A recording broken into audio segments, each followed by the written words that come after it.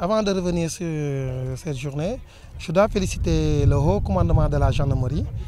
qui a déployé toute la sécurité pour nous permettre de venir ici au lac. Et puis aussi, je remercie aussi les sapeurs-pompiers, le commandant des sapeurs-pompiers, qui a aussi déployé une ambulance médicalisée pour assurer cette randonnée. Maintenant, pour l'organisation de cette randonnée, oui, cette randonnée, c'est dans le but de promouvoir, de protéger le lac Rose, de protéger le lac Rose. Oui, le thème, c'était pour protéger le lac Rose pour un développement durable, pour un développement touristique durable. C'est ça qu'on a voulu. Mais vous avez vu, le lac Rose commence à être rose. C'est notre 4e édition, puisque cette année, on demande au gouvernement de bien protéger le lac, puisque le lac a commencé à être rose. C'est pour cela qu'on est venu pour notre 4e édition, pour sensibiliser la population avec une agence, l'Agence nationale de la promotion touristique ici. Pour ensemble, on va sensibiliser la population et puis aussi les environs, pour sensibiliser sur le lac, protéger le lac, puisque le lac, il y a toute une chaîne derrière. Il y a les hôtels, il y a les antiquaires, il y a les sociétés de location, il y a les quads, il y a la location des chameaux,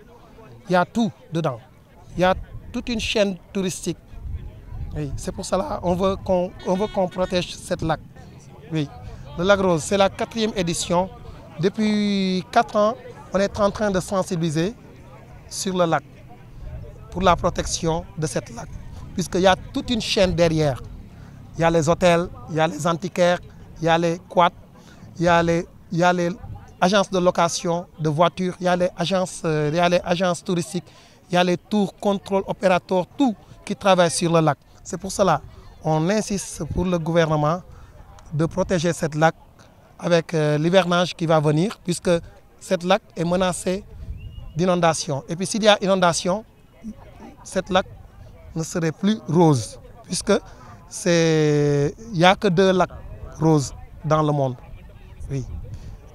il faut la protéger. Oui, vous savez, le vélo, c'est le plus grand communicateur. C'est l'outil le plus visible. C'est le sport aussi le plus visible. C'est pour cela que j'annonce aussi pour les annonceurs. Il n'y a pas un sport plus visible que le vélo. Et puis, tout le monde peut pratiquer le vélo. C'est le vélo pour tous. Même les handicapés peuvent pratiquer le vélo. Même les aveugles peuvent pratiquer le vélo. Je vais vous présenter un vélo, le vélo qu'on doit offrir aussi au président. C'est un vélo tandem qu'on doit offrir aussi au président de la République. Il y a combien de participants oui. Par rapport à l'itinéraire, on a quitté Rufisque, en passant par Kandiaïlo, oui. Après Niakhirat, Niag, venir jusqu'à Lac Rose. On va faire aller-retour. Ça va faire 42 km aller-retour. Oui. Mais il y a eu 123 participants. 123 participants sans les clubs. Oui. Tous les participants viennent presque de Rufisque, du département de Rufisque. Départ Rufisque, ba Lac Rose pour faire randonnée. Nous pour découvrir le lac bi li fi am. Bii mooy suñu 4e édition. Bon, gisoon nañ ne bañ ko defee 1e édition, 2e édition, 3e édition ñi ngi gis changement quoi ci lac bi. Waaw ñi ngi ñaan yàlla loolu gën a mu yokku rek. Moom loolu moo tax suñu teewaay ñu ñëw di def chaque jour di def ay randonnée di pédale vélo jógee li Rufisque ba Lac Rose. Lan moo tax soit Lac Rose lan moo tax exactement ngeen tànn ñëw ci Lac Rose ndax ñàkkul ay jafe-jafe fi am wala ay demee noonu. Waaw fii dafa am ay jafe-jafe yi fi am nii bari na fu mu nekk nii parce que ñun comme que ñu ngi nekk sur route de Sangalkam bi bon li nekkoon Lac Rose li daan jaar foofu su ñun di ñëw fii si lac bi dafa bari parce que am na touristes yu bari dañ doon jaar si ñun foofu di ñëw fii si lac bi mais touristes yi gisatuñu kenn pour ñëw fii si lac bi léegi ñu gis commencement lac bi na mu meloon melatu ko moo tax ñuy def ay randonnée vélo di ñëw fii tout le temps di ñëw du xool lac bi. Gis nañ daal 1e édition bi nga defee melu woon nii 2e bi melu woon nii mais 4e bi gis nañ ne ndox mi boo xoolee nii li ñu commencé waat di rose waaw loolu moom ñu ngi siy sant bu baax waaw ñi si defaale vélo tamit di si defaale sport quoi di pétale waale di ñëw loolu loolu moo ñu si gën a amal importance waaw di santaale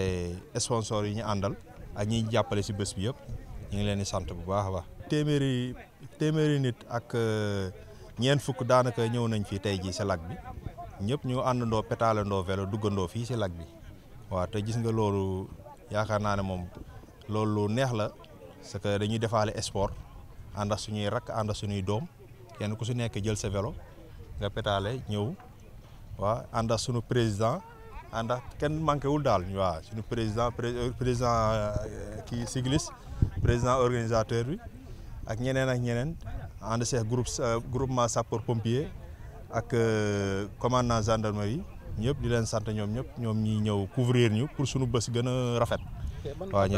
inondation yi ñëw si lac bi moom loolu ñu si doon prévenir parce que maa ngi doon déggante président aar Lac Rose mu Ibrahima Mbaye mi ngi ma doon wax ne si wàllu logement yi ñu war a def ne la si ginnaaw Lac Rose bi parce que loolu logement yooyu bi nga ko fi defee day tax lac bi day inondé loolu ni moom xam naa léegi mu agsi sax incha allah loolu ñu ngi si doon waxtaan sànq pour ma lancer waale ka logement yooyu ñuy def si côté lac bi di leen xamal ne baaxul si lac bi le fait que logement yi ñëw nañ si am na si lac bi rek lac bi day gën a day gën a fermé wu te bu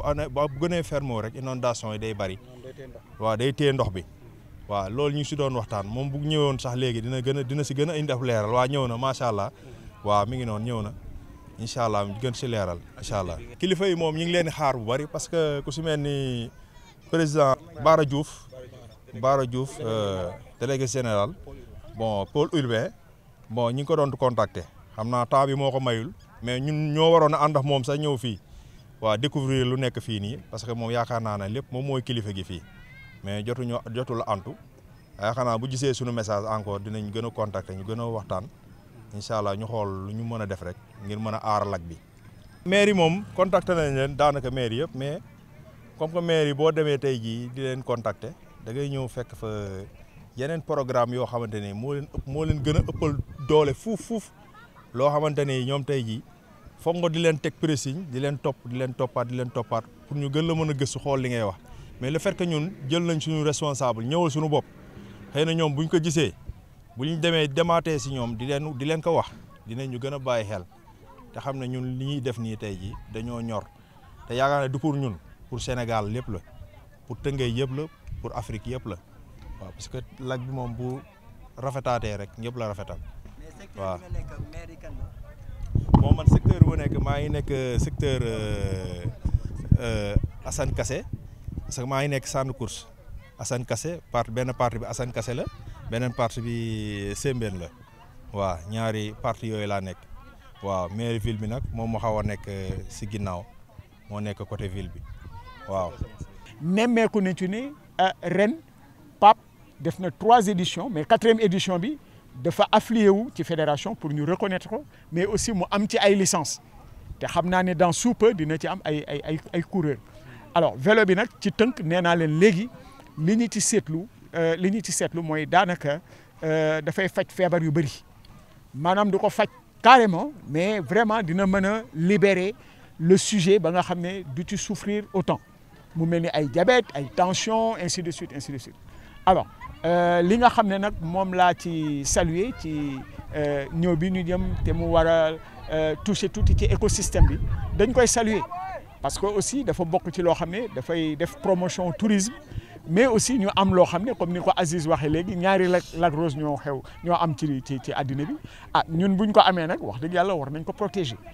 n'est-ce pas alors di leen xamalit ne vraiment ñi nga xam ne ñoom la ñu bokkal tali bi bu ngeen xoolee sama turki njaareem bii ma sol dama ko ci nafar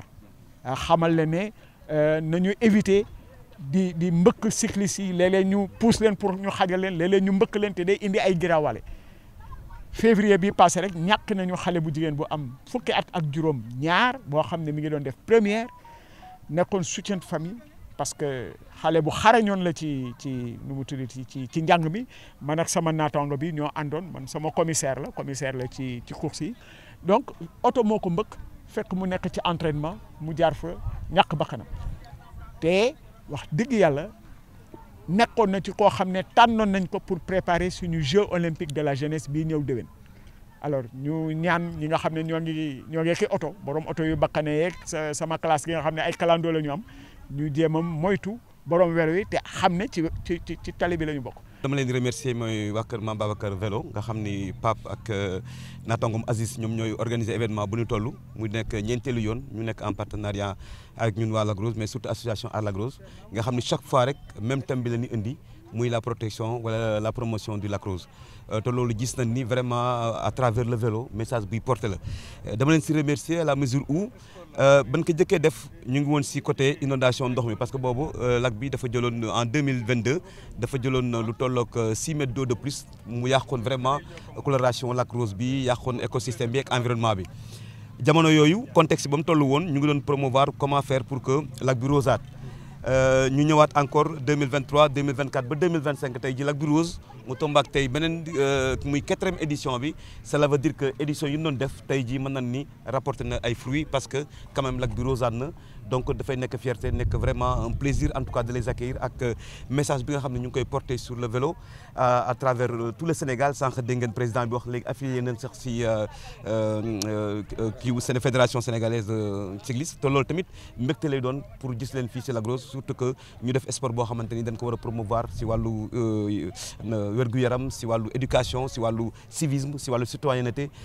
surtout nag bu ñu si apporter des messages de soutien sur l'environnement et l'écosystème du Lac Rose. certes parce que ñaari menaces yi benn bi dañ koy def si li nga xam ne moom mooy contexte inondation yi ñëpp a xam nañ léegi épicentre inondation yi au Sénégal c'est vers